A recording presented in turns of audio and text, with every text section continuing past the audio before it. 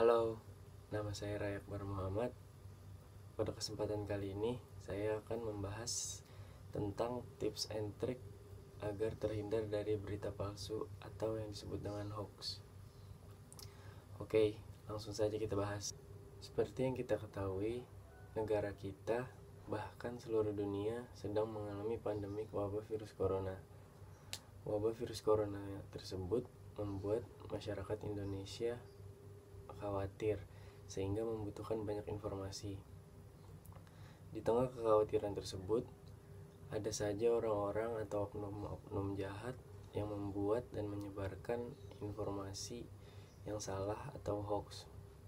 Menteri Komunikasi dan Informatika Johnny G mengatakan, hingga hari ini ada 554 isu hoax dan tersebar di 1209 platform, baik itu di Facebook, Twitter, Instagram maupun di YouTube. Dan yang telah ditindaklanjuti atau di take down sebanyak 893. Ia juga mengatakan saat ini sudah ada 89 orang tersangka terkait kasus hoax COVID-19. Dari 89 tersangka itu, sudah ada 14 diantaranya yang ditahan. Saya akan membacakan sanksi atau undang-undang yang mengatur tentang berita hoax. Pelanggaran berita hoax diatur dalam pasal 28 ayat 1 Undang-Undang Nomor 11 Tahun 2008. Pelanggar ketentuan pasal 28 UU ITE ini dapat dikenakan sanksi dengan pidana penjara paling lama 6 tahun atau denda paling banyak 1 miliar rupiah.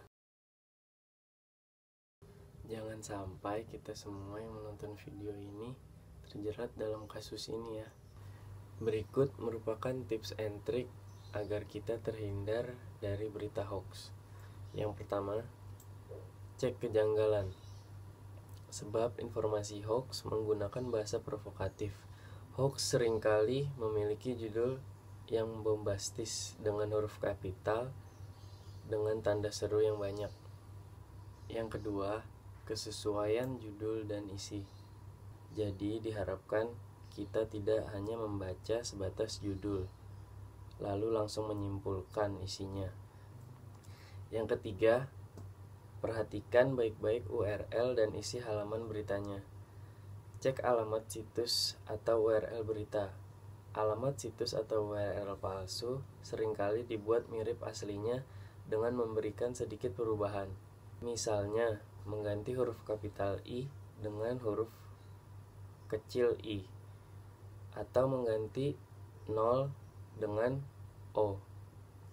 Yang keempat, dapatkan informasi resmi dari otoritas kesehatan global dan lokal. Kita bisa merujuk ke sumber-sumber berikut ini, yaitu situs resmi pemerintah Indonesia untuk COVID-19, lalu situs WHO untuk COVID-19.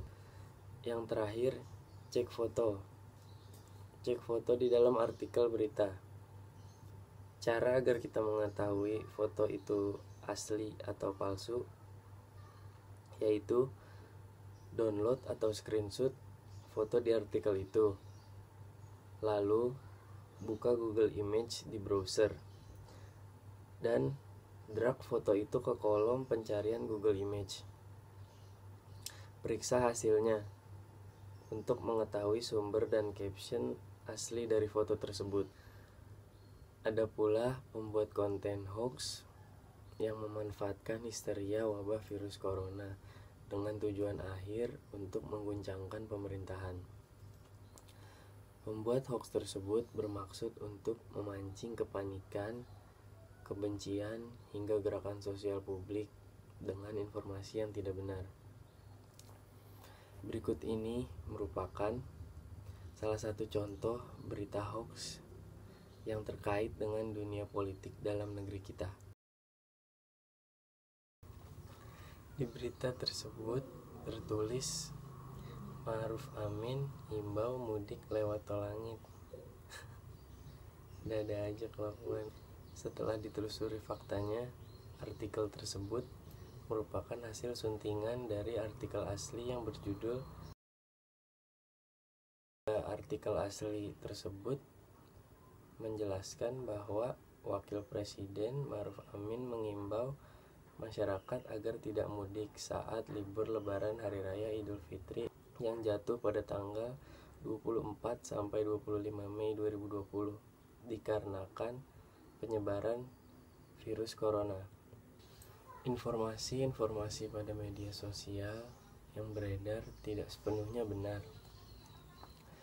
Jika informasi yang diterima dan disebarkan salah, akan menciptakan keresahan, bahkan menyesatkan masyarakat.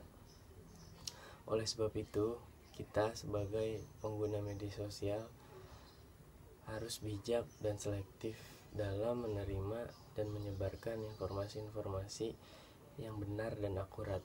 Kemudian yang terpenting adalah gunakan akal sehat kita saat kita membaca berita. Jangan mudah terpancing dan jangan ragu untuk mengecek keaslian atau kebenarannya. Jadi, kita bisa membantu para dokter dan perawat yang turun langsung ke lapangan dengan cara sederhana, yaitu kita melawan semua informasi-informasi dan berita hoaks yang beredar di masyarakat. Dan tetap di rumah aja. Sekian dari saya, kurang lebihnya mohon maaf. Terima kasih.